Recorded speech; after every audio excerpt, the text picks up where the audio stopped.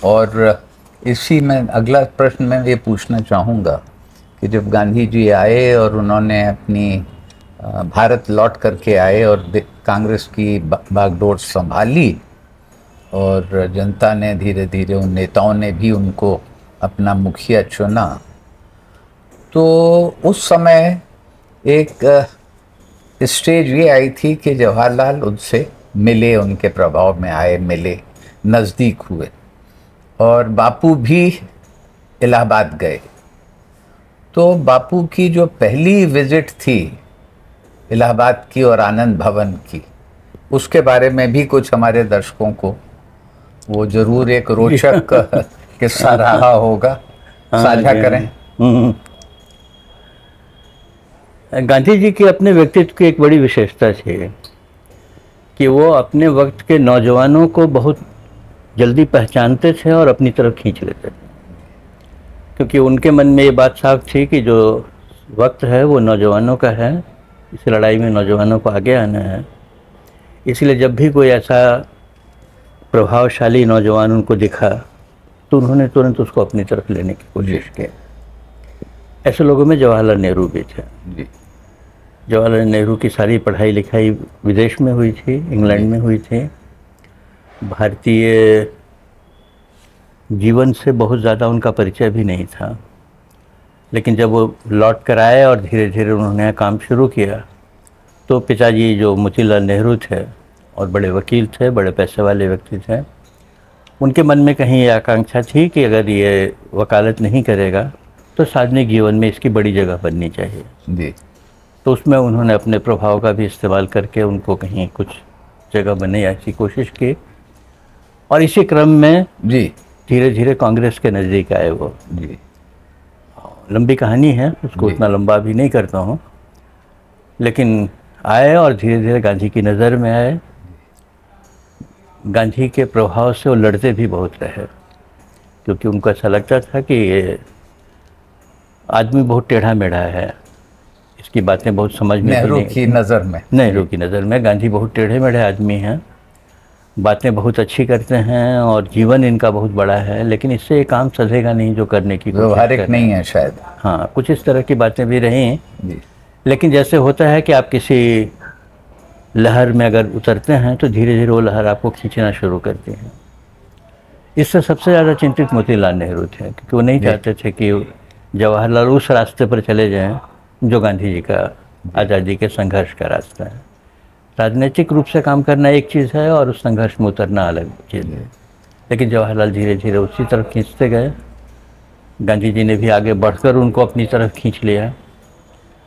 तब तक मोतीलाल नेहरू का गांधी जी से कोई संपर्क नहीं है, जवाहरलाल जी का संपर्क है। वो आते जाते रहते हैं कांग्रेस में। उस समय के किसान आंदोलन से बहुत ज़्यादा गहराई से जवाहरलाल जुड़े हैं।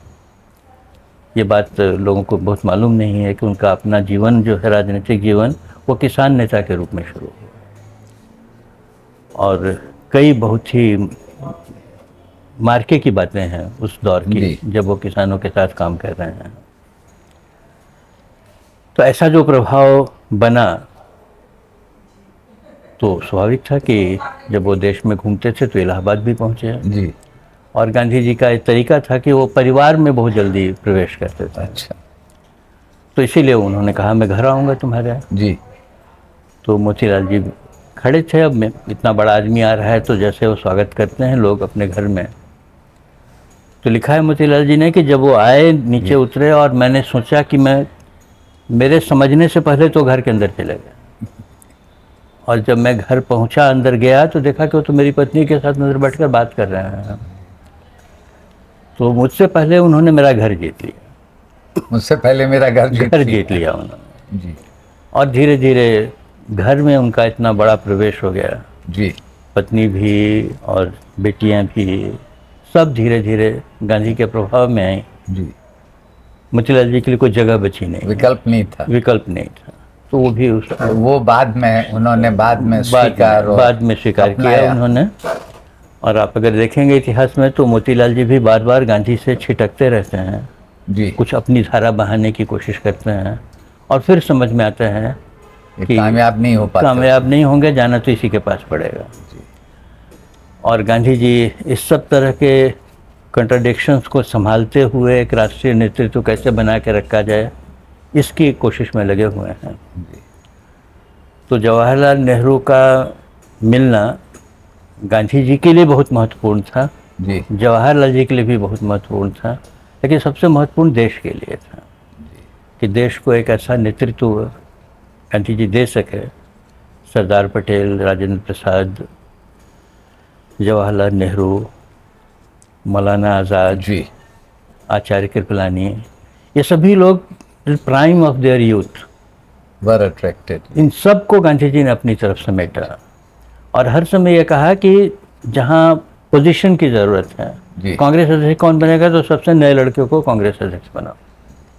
तो जवाहरलाल कांग्रेस अध्यक्ष बने हैं, सरदार पटेल कांग्रेस अध्यक्ष बने हैं, कृपलानी बने हैं।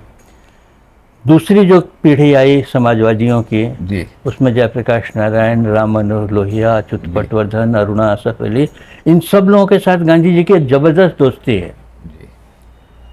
जेपी बराबर ये बात याद करते थे कि गांधी जी की सबसे बड़ी विशेषता थी कि उनसे लेदे हो पाती थी।